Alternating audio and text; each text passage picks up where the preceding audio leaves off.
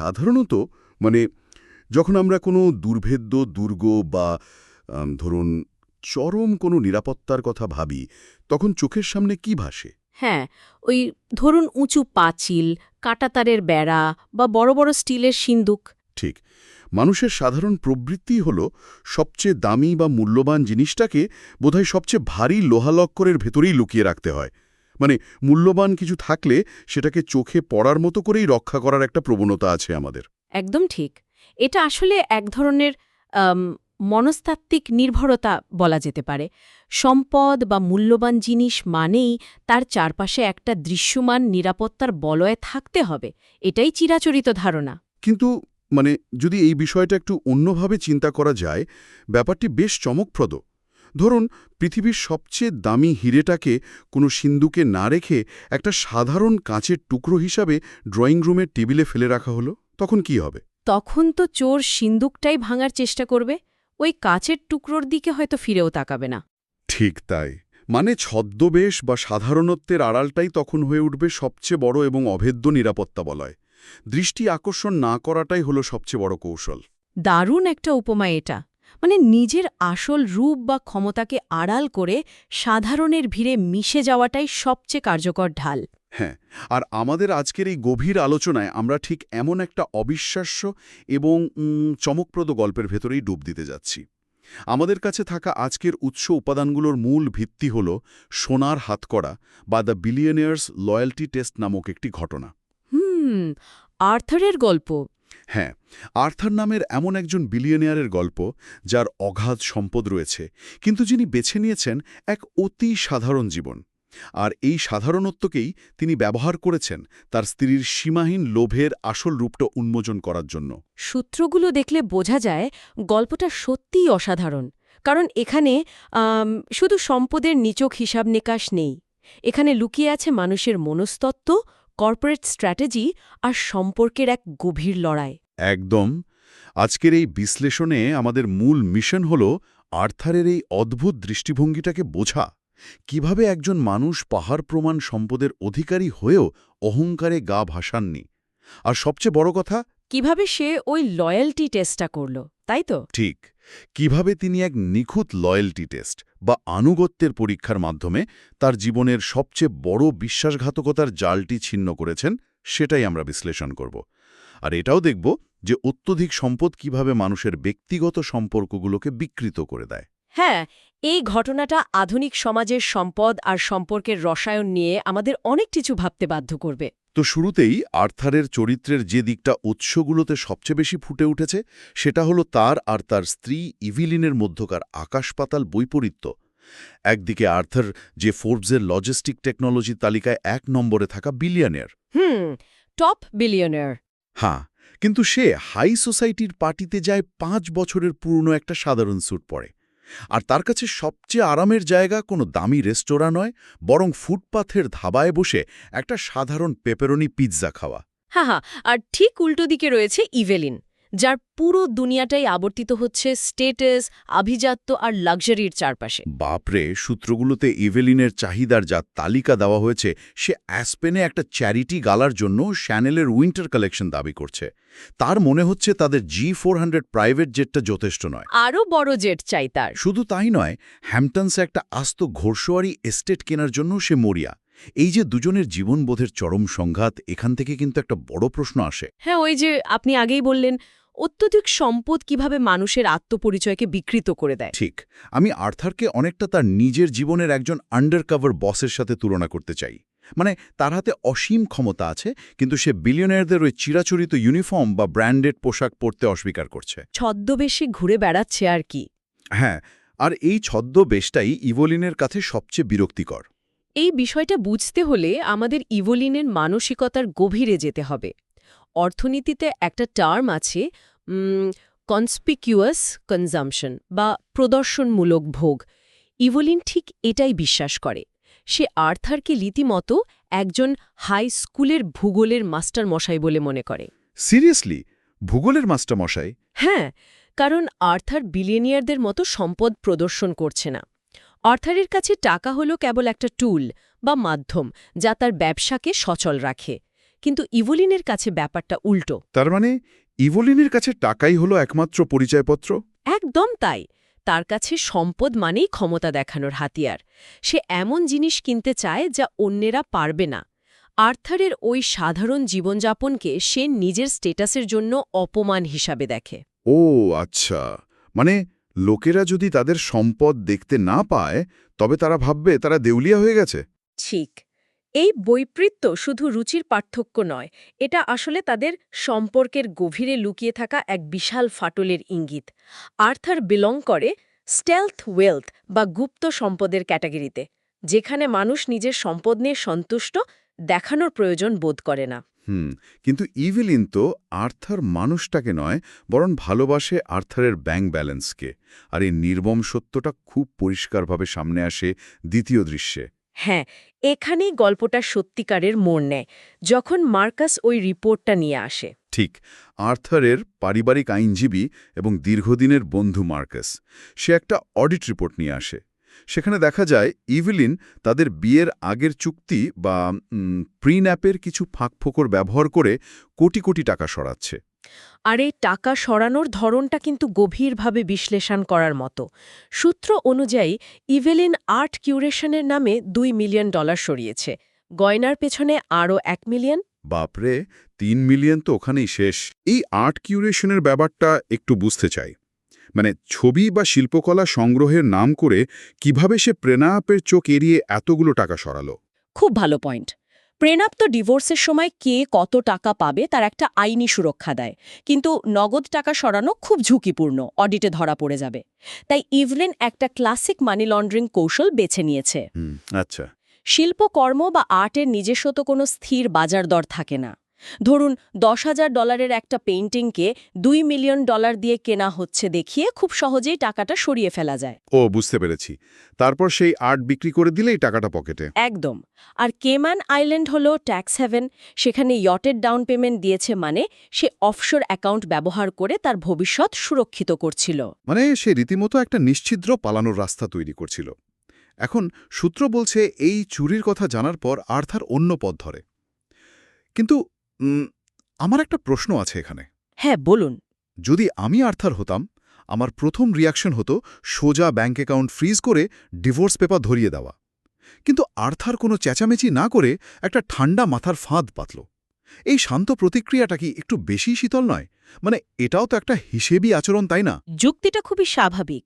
বাইরে থেকে দেখলে আর্থারকে সত্যিই খুব শীতল বা আবেগহীন মনে হতে পারে, কিন্তু আমাদের বুঝতে হবে আর্থারের পেশাগত ব্যাকগ্রাউন্ড কি।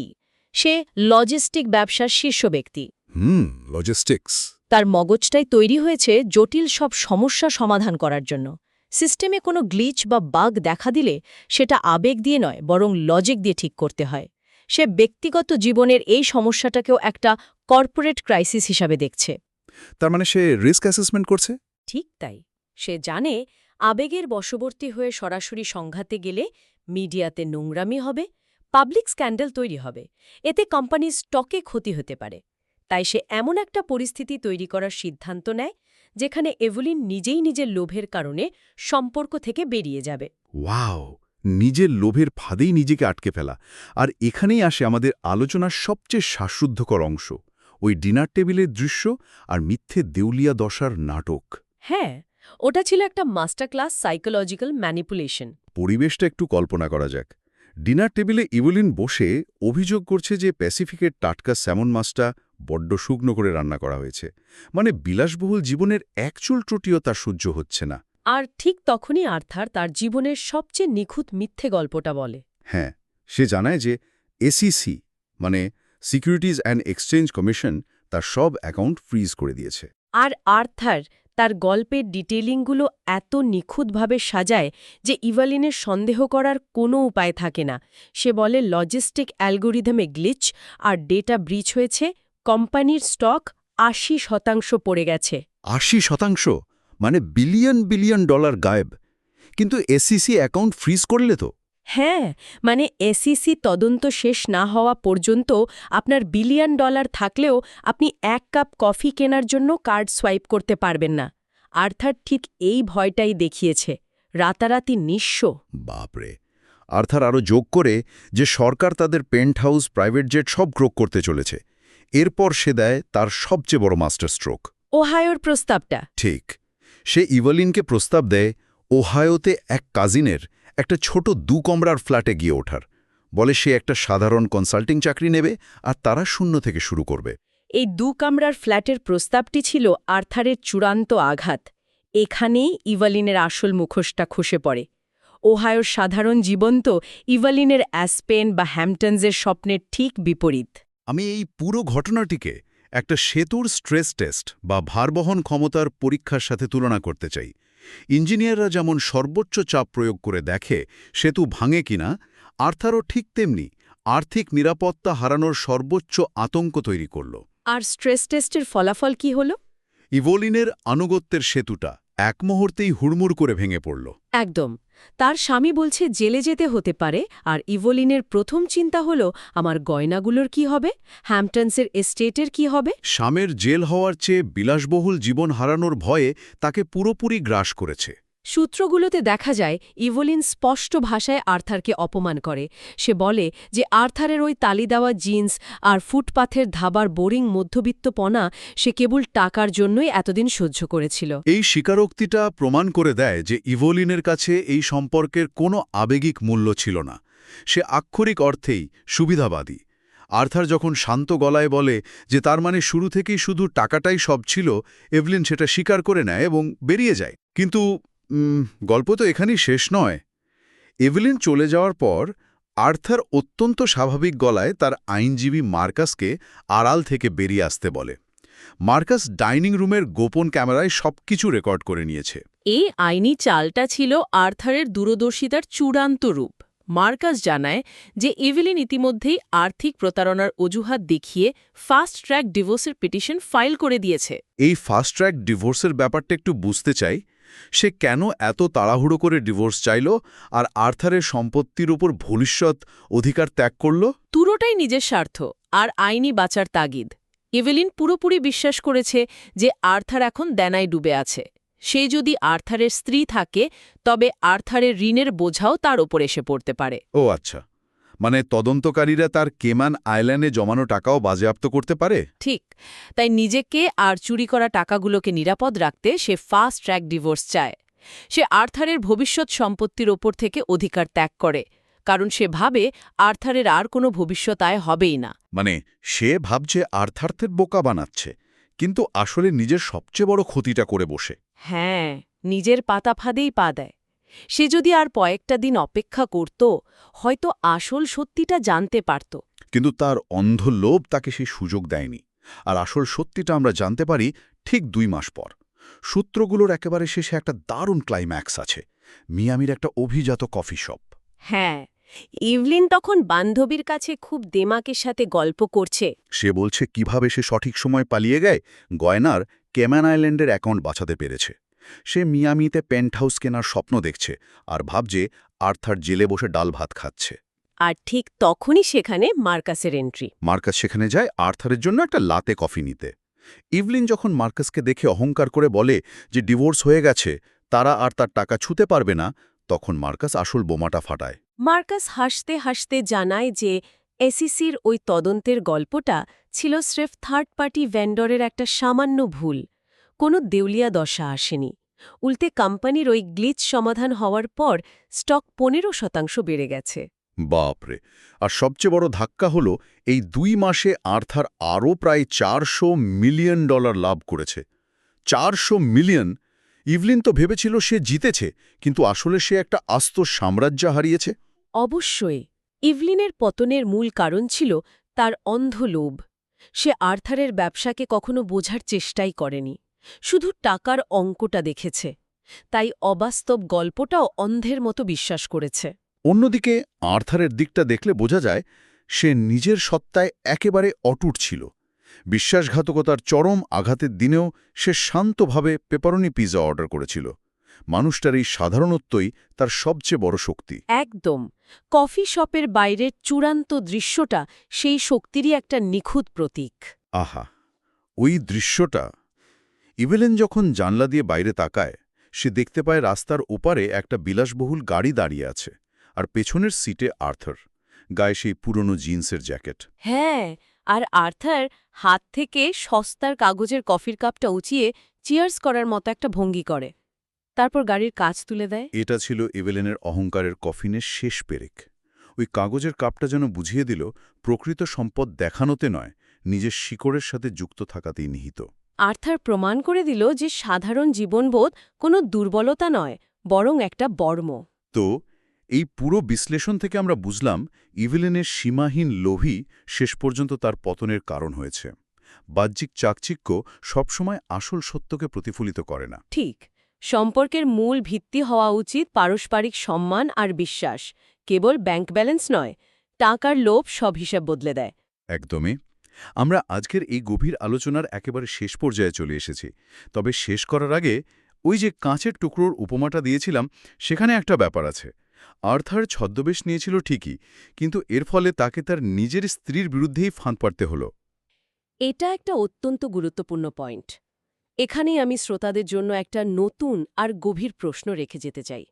যদি অত্যধিক সম্পদ আমাদের সবচেয়ে কাছের মানুষদের বিশ্বাস করার পথে এভাবে দেয়াল হয়ে দাঁড়ায়, তবে কি সম্পদের এই নিরন্তর দৌড় মানুষকে জন্মগতভাবে নিঃসঙ্গ করে তোলে?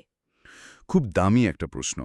আর্থারের মতো মানুষেরা যতই সাধারণ জীবনযাপন করুন না কেন, তাদের অবচেতনে সবসময় একটা সন্দেহ কাজ করার ঝুঁকি থাকে। সামনের মানুষটা কি আমাকে ভালোবাসে, নাকি আমার সম্পদকে? এই সন্দেহটা কি প্রতিটি সম্পর্ককেই একটা ব্যবসায়িক লেনদেনে পরিণত করে না? সম্পদ কি শেষ পর্যন্ত মানুষকে একটা সোনার খাঁচায় বন্দি করে ফেলে, যেখানে নিঃস্বার্থ বিশ্বাসটাই সবচেয়ে বিরল? সত্যি, এই প্রশ্নটা অনেকক্ষণ ভাবাবে। সম্পদ আর সম্পর্কের এই জটিল সমীকরণটার উত্তর হয়তো কোনো নির্দিষ্ট সূত্রের মধ্যে নেই। আজ এই পর্যন্তই, কথা হবে পরবর্তী বিশ্লেষণে।